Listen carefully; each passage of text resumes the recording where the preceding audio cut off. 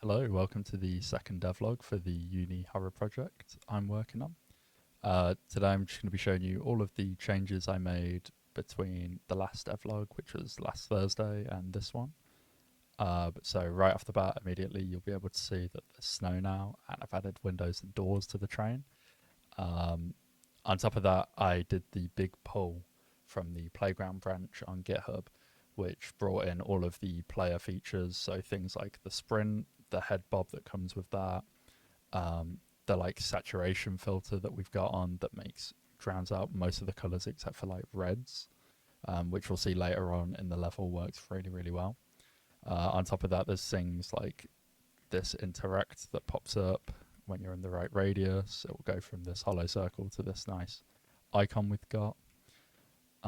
So yeah, that's the main big thing. But I'll also go through and show everything I've been working on aside from just that big branch pull from the playground.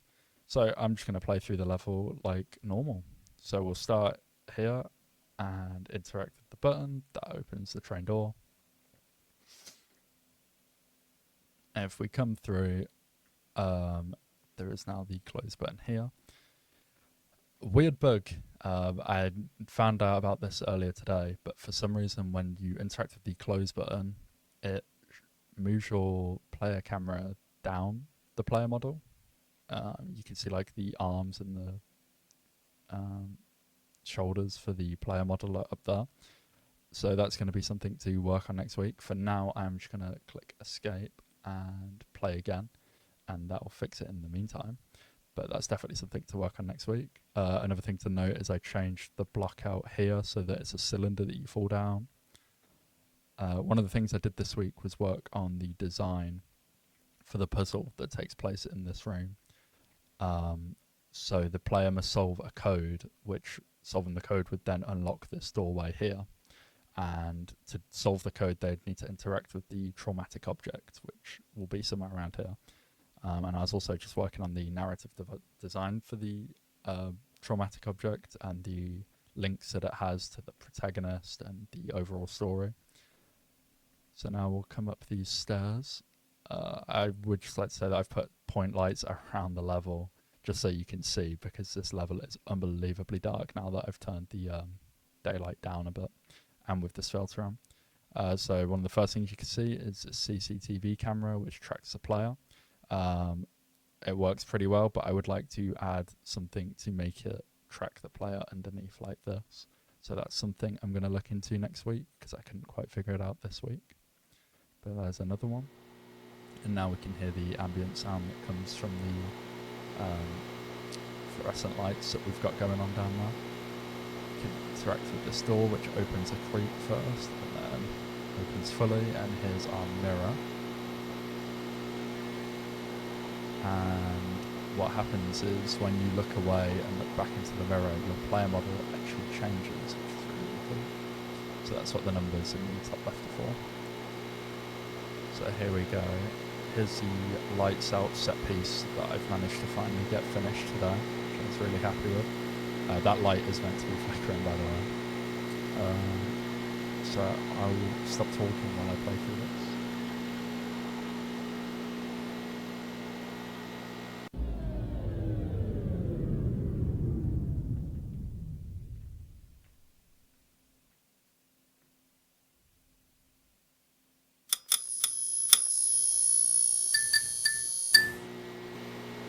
And there we go. Just like that, when the player crosses the trigger, which is roughly around here, the lights go out, the door disappears. Yeah, I'm really happy with how this turned out. So now if we come around here, same as last week, the layout changes. And you'll come down these stairs. I just put some lights in here just so I can see where it's going, because it was pretty much pitch black down here. And we'll take the shortcut because at the minute not much has changed in that station blackout. For now it's more the one underneath me right now that's changed. But here we can really see the head bobbing in full movement when the player sprints. I'm really happy with how that turned out. I think it sells the running quite well. So as we come down here, down these stairs, we head towards the underground station segment, the gameplay part.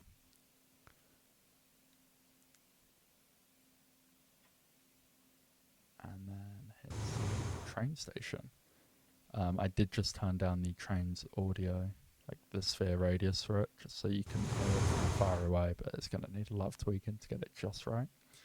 But for now, we're just going to ignore it. I've not put the kill function on either, so that I can just cheese through this part of the level and run through. And we're aiming for that light out the back.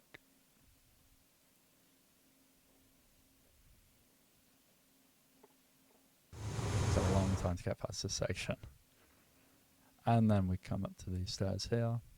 There's some more lights guiding the way. And then there is another trigger just in front that when the player crosses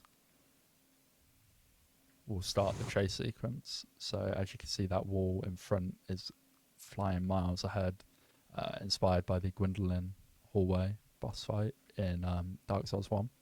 At the same time, the enemy should spawn in behind, and here is where a bulk of next week's work is going to be focused on. I need to make things such as like chairs and tables all from the ceiling to block the path, and like the walls close in and things spike up from the floor to give this area some challenge other than just running. So that's definitely the main goal I've got for next week, and that is where the level ends for now.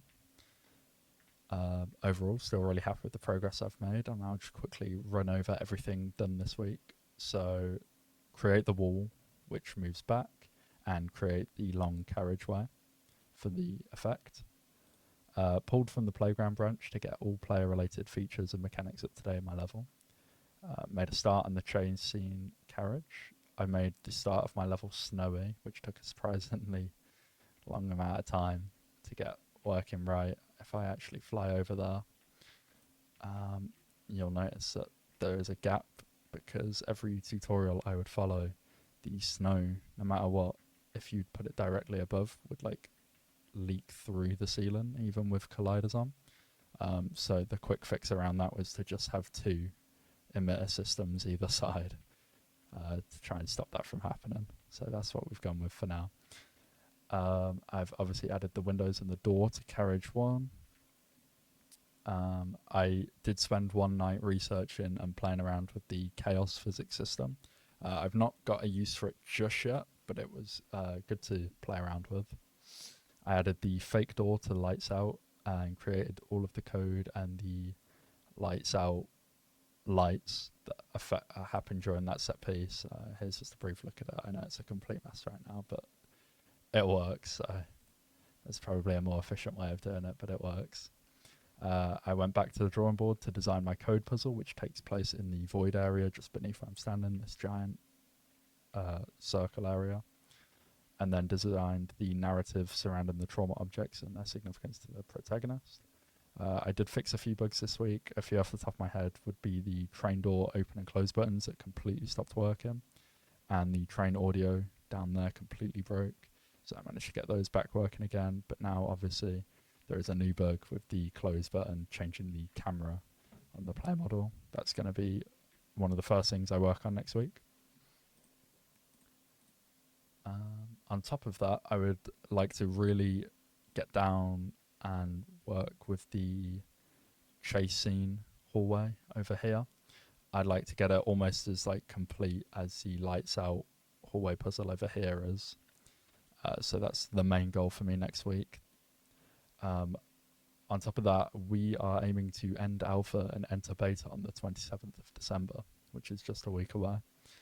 And on top of that, we need to finish all of the programming for the player and enemy features during that time.